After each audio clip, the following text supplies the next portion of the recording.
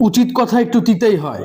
ভারত এই মুহূর্তে ICC ODI ranking এ number 1 দল। গোরামিটা তাদেরকেই মানায়। অপরদিকে বাংলাদেশ ওডিআই ক্রিকেটে এমন একটি দল যারা আফগানিস্তানের চাইতেও নিচের সারির। সর্বশেষ ওডিআই সিরিজে জিম্বাবুয়ের কাছে 2-1 সিরিজ হেরেছে এবং সর্বশেষ উভয় পক্ষ থেকে 2026 বিশ্বকাপকে নিয়ে যে নাটক হয়েছে, এরপরে আফগানিস্তান সিরিজকে বাদ দিয়ে বাংলাদেশের সাথে সিরিজ খেলবে, এতটাও খারাপ সময় ভারতের আসেনি।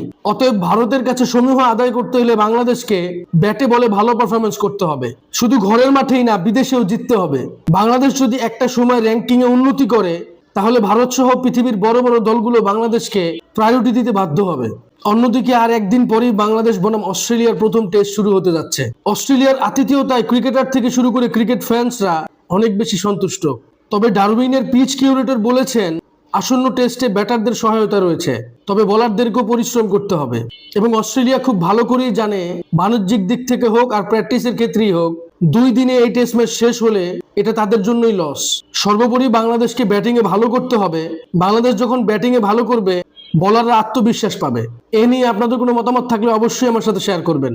ভিডিওটি ভালো লাগলে লাইক, কমেন্ট, শেয়ার, সাবস্ক্রাইব করবেন। ধন্যবাদ।